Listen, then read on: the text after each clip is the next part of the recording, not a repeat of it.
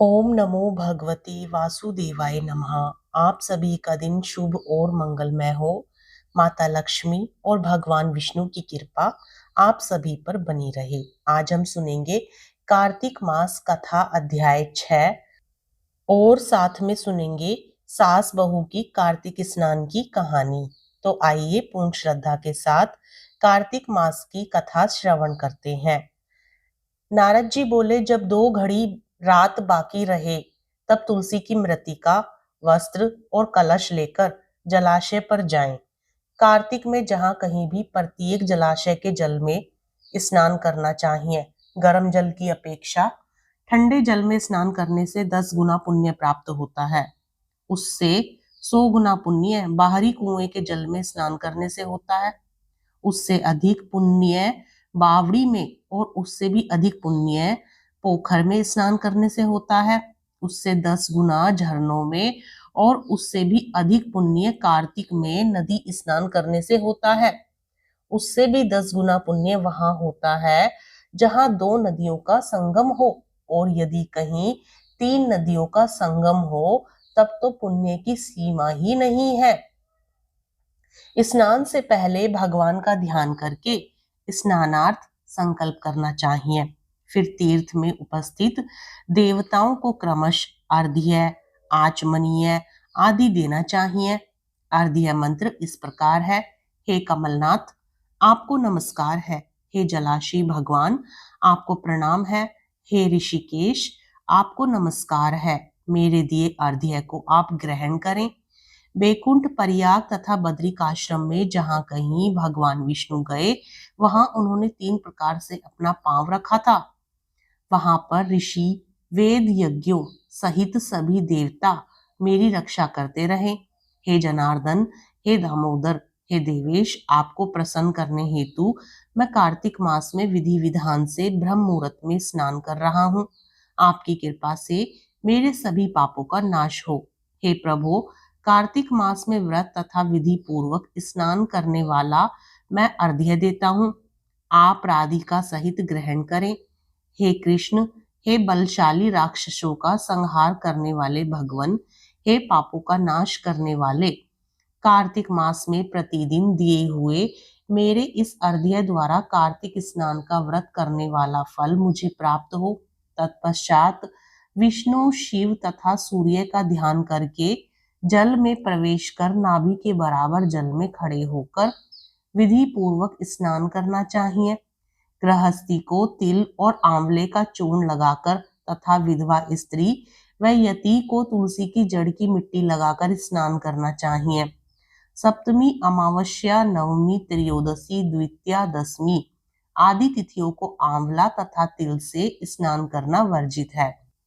स्नान करते हुए इन शब्दों को बोलना चाहिए। जिस भक्ति भाव से भगवान ने देवताओं के कार्य के लिए 3 प्रकार का रूप धारण किया था, वही पापों का नाश करने वाले भगवान विष्णु अपनी कृपा से मुझे पवित्र बनाए।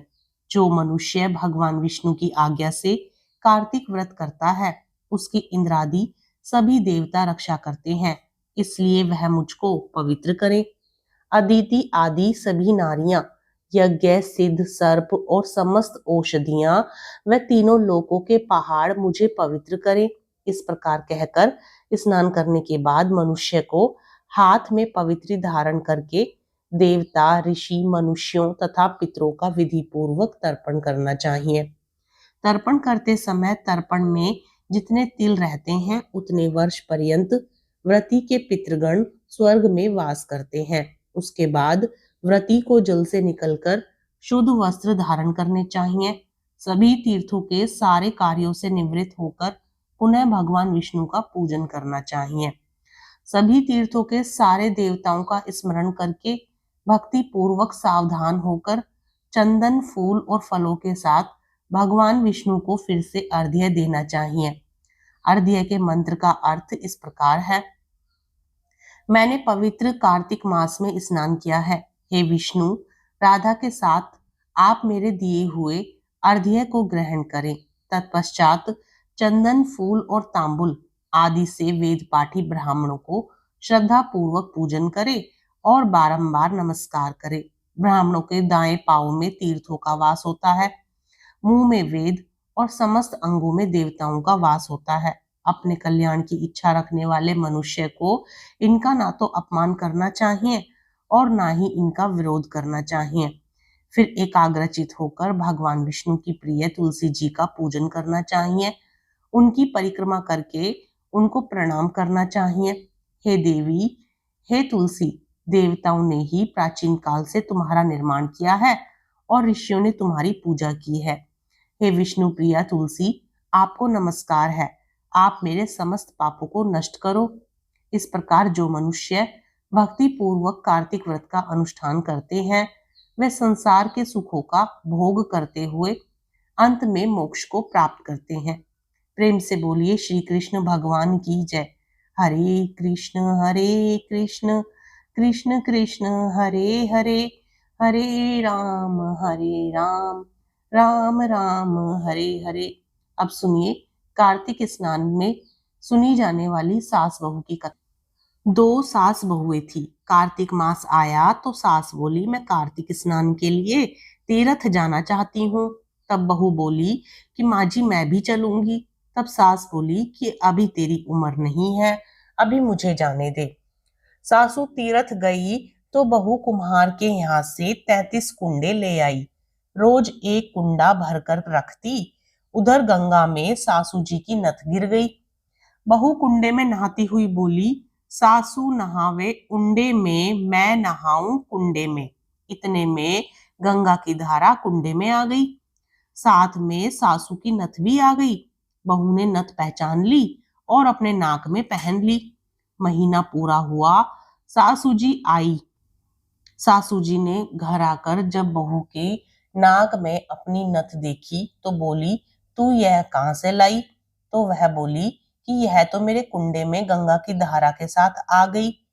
अब सास बोली, मुझे ब्राह्मण भोज करना है। बहू बोली, सासू जी 2 ब्राह्मण मेरे भी जिमा दो, मैंने भी कार्तिक स्नान किया है। तूने कहाँ कार्तिक स्नान किया? तो बहू बोली, ऊपर चलो मैं आपको बताती हूँ। ऊपर गए तो देखा सारे कुंडे सोने के हो गए। बहू बोली, मैं रोज कुंडा भर के रखती और सुबह जल्दी उठकर नहाती और उल्टा करके रख देती। तब सास बोली कि बहू तू बहुत ही भाग्यवान है जो साक्षात गंगा जी तेरे पास आई। तूने श्रद्धा और विश्वास से कार्तिक स्नान किया तो भगवान ने तुझे फल दिया। दोनों सास बहू ने धूमधाम से ब्राह्मण जिमा कर दक्षिणा देकर विदा किया। कार्तिक स्नान की कहानी में भगवान ने जैसा सास बहू को दिया वैसा सबको देना। कहानी कहते सुनते हुंकारा भरते सब पर अपनी कृपा बनाए रखना। प्रेम से बोलिए श्री हरि विष्णु भगवान की जय, माता लक्ष्मी की जय। तो मित्रों, ये थी कार्तिक मास की कथा। आपको कथा पसंद आए तो वीडियो को लाइक करके चैनल को जरूर सब्सक्राइब करें। कमेंट बॉक्स में श्री हरि विष्णु भगवान की जय भी जरूर लिखें।